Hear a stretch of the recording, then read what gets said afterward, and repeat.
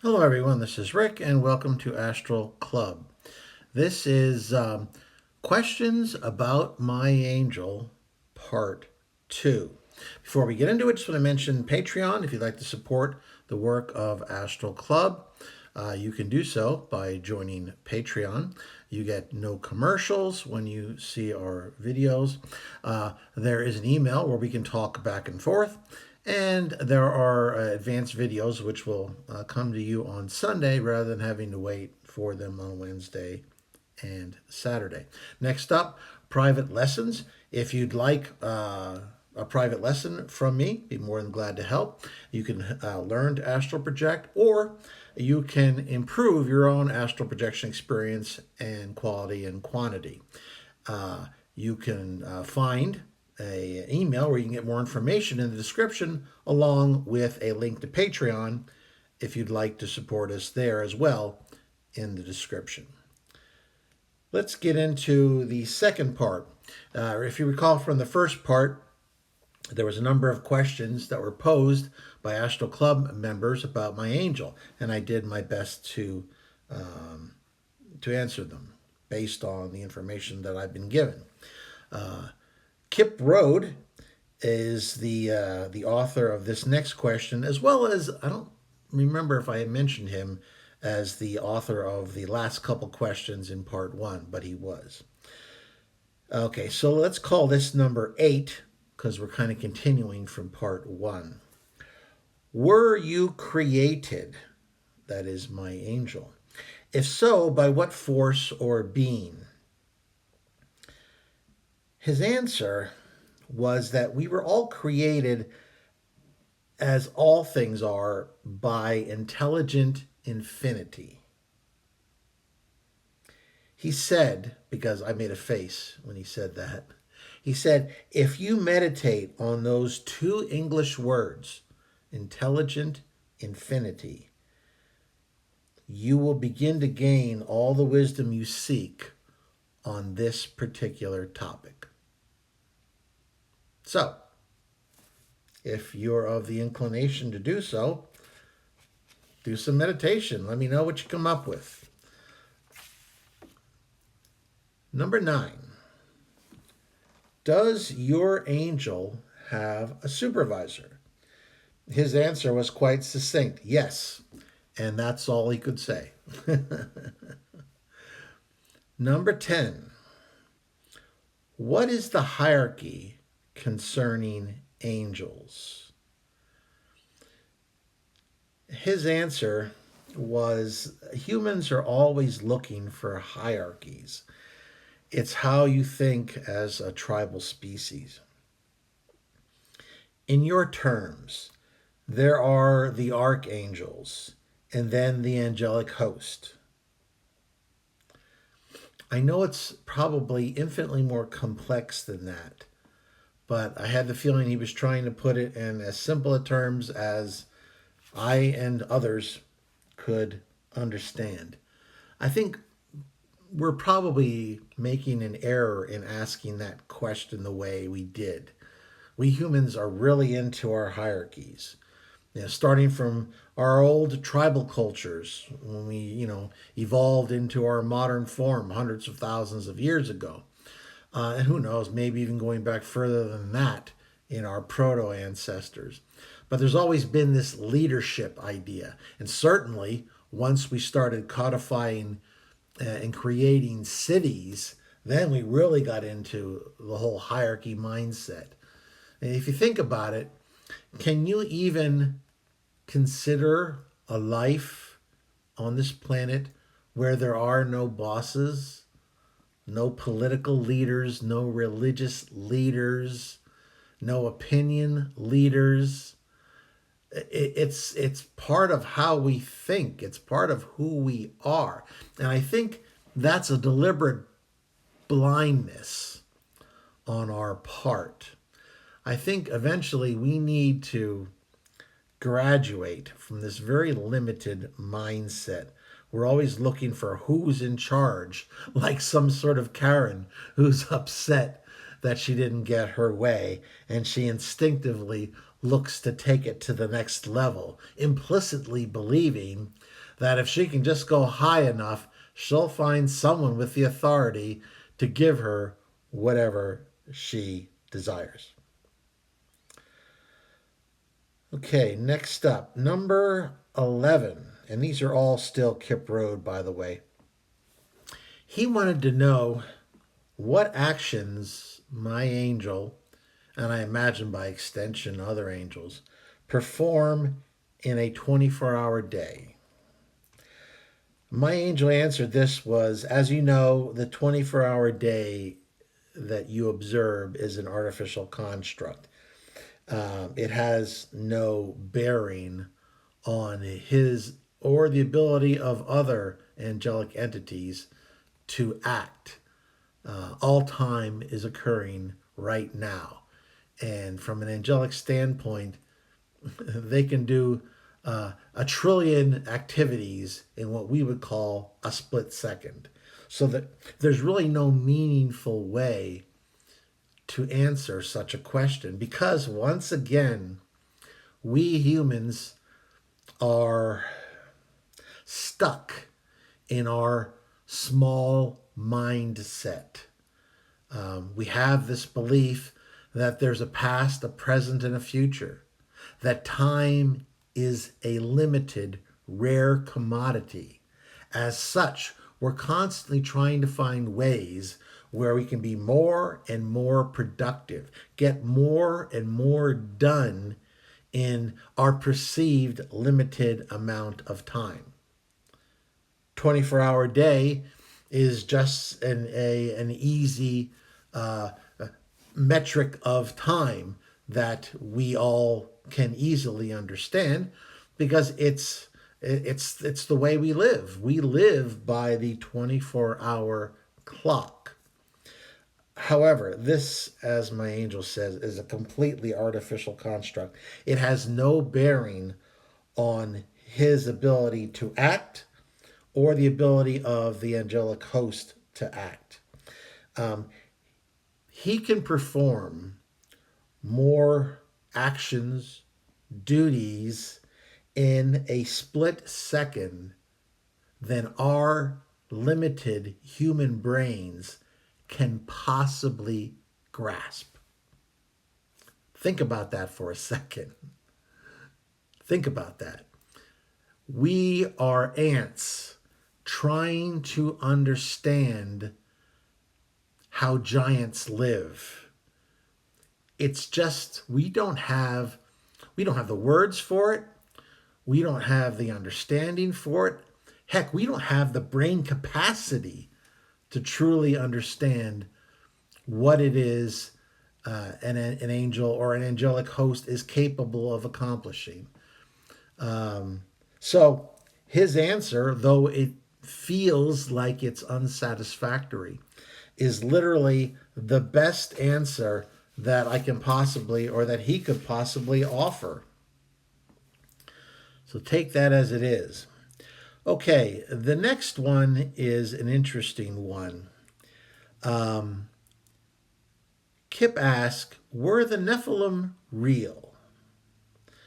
Now, many of you probably have heard the term Nephilim before, and I imagine a decent amount of you probably know the story, but not everyone. So let me summarize what is available and what little I can add to this piece of history, knowledge, spirituality, call it whatever you like.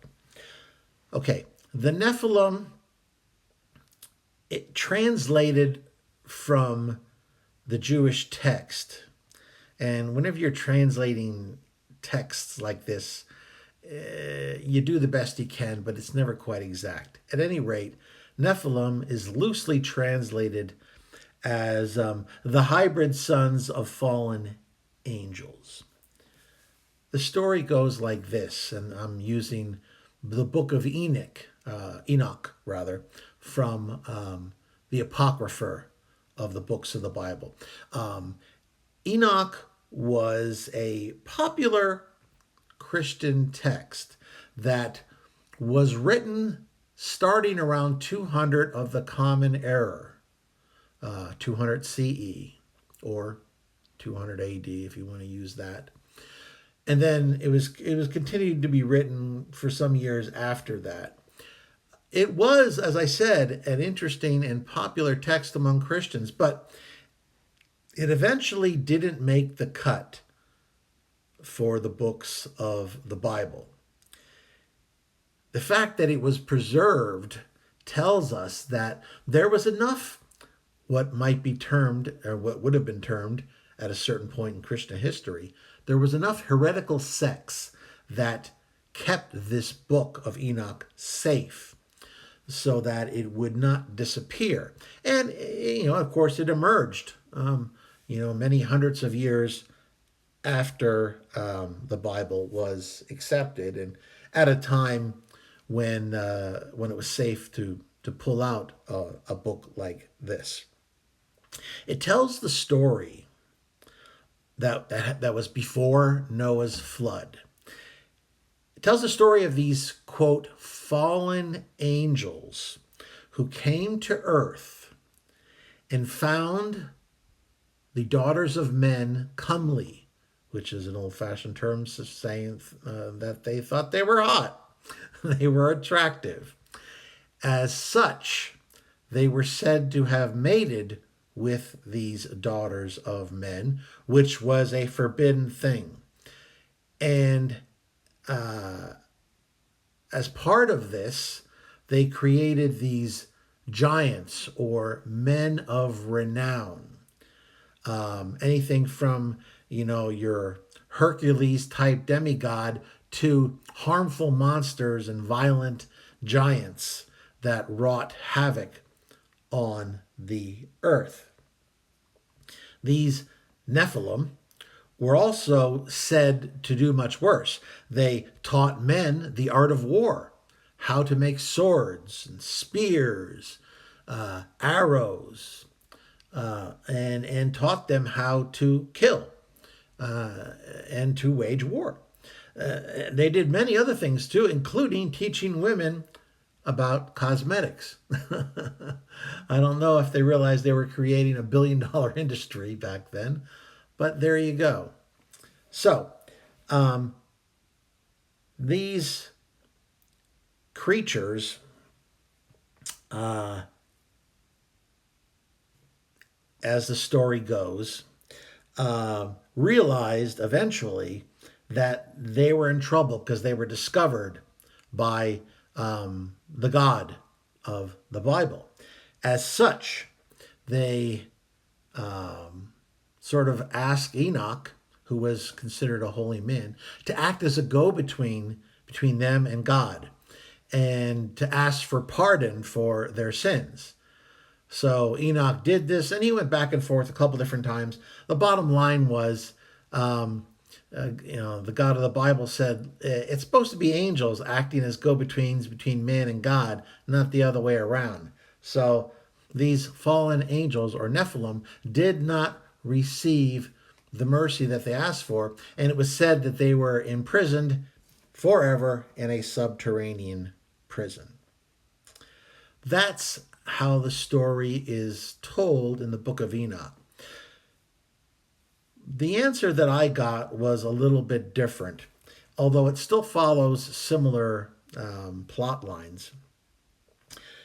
These fallen angels that created these Nephilim, they were a highly advanced race that really was in the lower fourth density. They had originally asked for and were granted access to Earth to assist humans and to assist their growth. However, when they came to Earth, they became captivated by the third density. They felt things.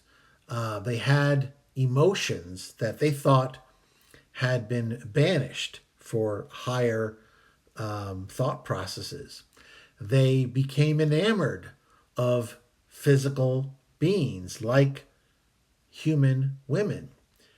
As such, they lowered their vibration to such an extent that they had physical bodies again. They not only physically mated with human women, but they also performed a variety of genetic experiments because they were a very scientific race. And their reason for doing so is they wanted to create a race that could serve them more efficiently. So they tried to imbue men and their offspring with a wide variety of genetic talents that could be of use in serving them. Things didn't go as planned. Their plots were discovered by, let's say, higher authorities. They knew they were in trouble. They did talk with wise men on earth. And Enoch actually was someone who had a relationship with higher entities that he had previously been contacted by. And they thought they did seek to use him as some sort of a go-between. But much like the story indicated, their violations were too grievous. I mean, teaching humans how to kill one another and how to make weapons of war and to wage war. I don't know. My guess is cosmetics was somewhat lesser on that scale of violations, although it did cause things like vanity among among women with the whole cosmetics. So I mean that in essence was a type of a violation or sin as well. So they were stripped of their fourth density abilities, and they were imprisoned in a energetic prison which exists on some subplane. I'm not exactly sure where, and I got the impression that it wasn't my job to ask about that. So they are still imprisoned for their crimes. Apparently, they could have been executed once they had been forced back into a permanent third density, but the beings involved here were very much against death penalties. So that wasn't really even an option. So they were imprisoned forever in this energetic prison. And I don't know if they'll ever be released. Perhaps they'll be forgiven at some time in the distant future, but I really don't know. Number 13. Do angels mostly help humans, or do they assist other races as well? His answer: we assist all self-aware races who request our help. That's all there is to it. And lastly, number 14, how many angels are there? The answer: as many as stars in the universe. So, quite a lot. If you liked part 2, I'd appreciate you hitting the like button. Share it with those of like minds who you think will appreciate it. Subscribe if you haven't already. If you have, or if you haven't, make sure you hit that sub button. Please keep those questions and comments coming. I love that stuff. And don't forget, we have playlists with a variety of themes which you might find interesting. As always, I am Rick, and I will see you on the astral plane.